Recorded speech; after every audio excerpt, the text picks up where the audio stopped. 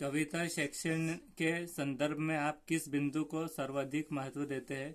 कविता में सामाजिक परिस्थितियों की झलक नहीं होती, या फिर कविता में राजनैतिक परिस्थितियों का झलक नहीं होती, या फिर कविता एक निश्चित अर्थ होता है, या फिर कविता के एक से अधिक अर्थ हो सकते हैं? इसे फिलहाल अभी फोर्थ कर देंगे, कविता एक से अधिक अर्थ हो सकते हैं। इसे करके नेक्स्ट करेंगे। लिखने में वर्तनी की अशुद्धियों को दूर करने के क्या उपाय है? लिखते वक्त में वर्तनी की अशुद्धियों को दूर करने के उपाय क्या क्या है? निरोधात्मक और उपचारात्मक, उपरोक्त दोनों में से कोई नहीं, या फिर दोनों, एक या दो? तभी हम फिलहाल दोनों कर देंगे, निरोधात्मक और उपचारात्मक, एक और दो। नेक्स्ट है, लोकतंत्र शब्द किस समाज का उदाहरण है? दरिद्र, या फिर कर्मधारी, अव्ययीभाव, या फिर तत्पुरुष? तभी फिलहाल इसे थर्ड कर देंगे, अव्ययीभाव। नेक्स्ट है क्वेश्चन, बच्चों में भाषा संबंधी प्रमुख कठिनाई कौन सी है? पाठन संबंधी कठिनाई है, उच्चारण संबंधी कठिनाई, या वर्तनी संबंधी कठिनाई, या फिर उपरोक्त सभी कठिनाई है? इसे अभी थर्ड कर देंगे, वर्तनी संबंधी कठिनाई। नेक्स्ट करेंगे, निम्न में से कौन सा भाषा में शब्द का एक प्रकार है? स्पष्ट है कि कार्यात्मक शब्द, सामग्री शब्द, या फिर स्थानापन्न शब्द, या फिर इनमें से सभी? इसे फिलहाल हम फोर्थ सभी कर देंगे, सभी। नेक्स्ट करेंगे, कोई भी भाषा पुस्तक तभी सफल मानी जाएंगी जब वो बच्चे को व्याकरण के नियमों से परिचित कराए, या फिर वो बच्चे को केवल प्रसिद्ध साहित्य में परिचित कराए, या फिर वो बच्चों में सहायता की धरोहर और वर्तमान साहित्य के प्रति उत्सुकता बनाए, या फिर वो बच्चों को प्राचीन साहित्य की पूरी जानकारी दे?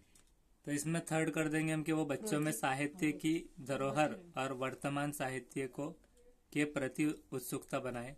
नेक्स्ट है 10th, भाषा का आकलन करने के लिए कौन सी चीज महत्वपूर्ण है? भाषा को आकलन करने के लिए बच्चों को सुलेख देना, या फिर भाषिक रचनाओं के आधार पर प्रश्न देना, या फिर ऐसे शब्दों का अर्थ पूछना जिनके विविध अर्थ हो, या फिर श्रुति लेखन? तीसरा। इसे फिलहाल हम थर्ड कर देंगे कि ऐसे शब्दों का अर्थ पूछना जिनके विविध अर्थ हो। नेक्स्ट है कि निम्नलिखित कौन सा प्राथमिक सत्र पर भाषा शिक्षण का उद्देश्य नहीं है? भाषा शिक्षण का उद्देश्य इसमें से कौन सा नहीं है प्राथमिक स्तर पर? तो पहला है कि शब्द भंडार की वृद्धि करना, दूसरा लेखन में मौलिकता का विकास करना, तीसरा है अपठित रचना का सारांश करना, या फिर चौथा संक्षिप्त जीवनी लिख सकना। तभी हम फोर्थ कर देंगे इसे, संक्षिप्त जीवनी लिख सकना। नेक्स्ट है, इनमें से कौन सा भाषा विकार नहीं है? डिसलेक्सिया, या फिर डिस्ग्राफिया, हकलना, बड़बड़ाना? तो हकलना तीसरा।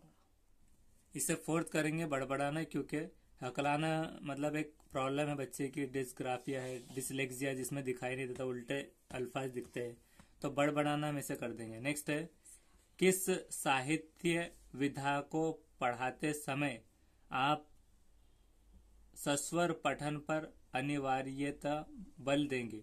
जीवनी, यात्रा, वृत्तांत, या फिर आत्माक्षा, या फिर एकांकी? इसे हम अभी फिलहाल कक्षा कर देंगे। नेक्स्ट है, मुदिता 8वीं कक्षा में हिंदी भाषा पढ़ाती है। कविता के भाव के बारे में बातचीत करते समय उन्हें किस बात के प्रति सचेत रहने की सलाह देंगे?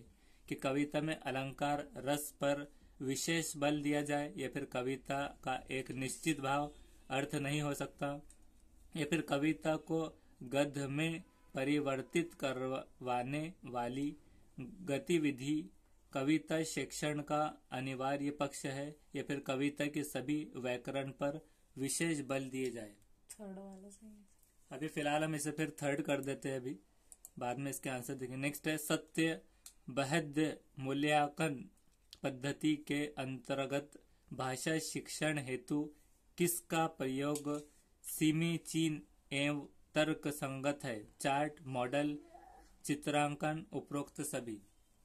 अभी इसे फिलहाल हम उपरोक्त सभी कर देंगे। नेक्स्ट करेंगे कि अभ्यास के सिद्धांत में सबसे अधिक महत्व दिया जाता है किसको? मौखिक वाचन को, लिखने को, पढ़ने को, सभी को। सभी। इसे फिलहाल हम सभी को कर देंगे। पढ़ना, लिखना और मौखिक वाचन अभ्यास के सिद्धांत में सबसे अधिक महत्व। नेक्स्ट है बालकों का सक्रिय शब्दकोश क्या है? बालकों का सक्रिय शब्दकोश वे जिन शब्दों का अर्थ जानते हैं या फिर जिन शब्दों का प्रयोग जानते हैं या फिर सीखी गई क्रिया का अन्य परिस्थितियों में प्रयोग या फिर इनमें से कोई नहीं। तो इसे हम कर देंगे अभी थर्ड के सीखी गई जो क्रिया है उसको परिस्थिति में, अलग अलग परिस्थिति में उसका प्रयोग करना।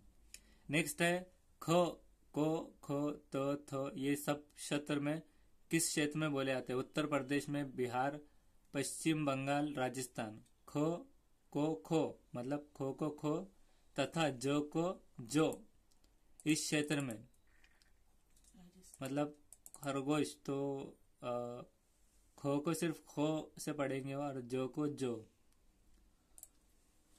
एक बार अभी फिलहाल हम जो है तो इसको बिहार कर देते हैं। नेक्स्ट करेंगे भाषा शिक्षण के दौरान सह शैक्षिक भ्रमण कार्यक्रमों का प्रमुख उद्देश्य इसमें से क्या है? कि छात्र का बौद्धिक विकास करना या फिर छात्र का मानसिक विकास या फिर छात्र का स्वर्गवीणा विकास करना या छात्र का शारीरिक विकास करना। अभी फिलहाल ये कंफ्यूजिंग है तो इसे हम यहाँ पर से सेकंड कर देते हुए छात्र का मानसिक विकास। नेक्स्ट है शिक्षक के अशुद्ध उच्चारण के परिणाम स्वरूप छात्र क्या करते हैं? शब्द अशुद्ध उच्चारण, अशुद्ध लेखन, एक दो दोनों या व्याकरण संबंधी त्रुटियां। इसे फिलहाल हम थर्ड कर देंगे, एक तथा दोनों। नेक्स्ट है प्राथमिक स्तर पर आप कहानियां कविताओं में किस पक्ष को सबसे ज्यादा महत्वपूर्ण मानते हैं? कहानियां कविताओं का व्याकरणीय नियमों की जानकारी की दृष्टि में संबंधी होना। और दूसरा है कि घटना शहरों पदों में दोहराव या फिर प्रतिष्ठित लेखकों की कहानियां कविताएं बच्चों को पढ़ाई जाए या फिर प्रत्यक्ष उपदेशात्मकता। तो इसमें से क्या है?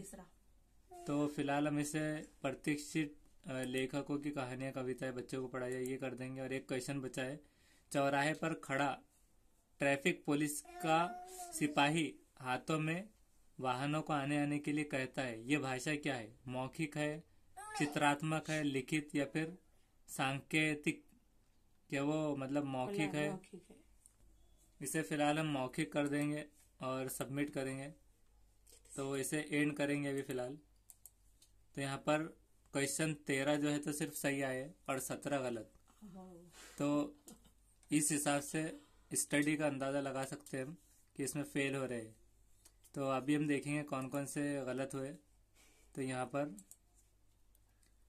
ये जो है तो तीसरा, छठा, सातवां, 10वां, 11वां, 13वां, 14, 17, 18, 19, 21, 22 ये वाले गलत है।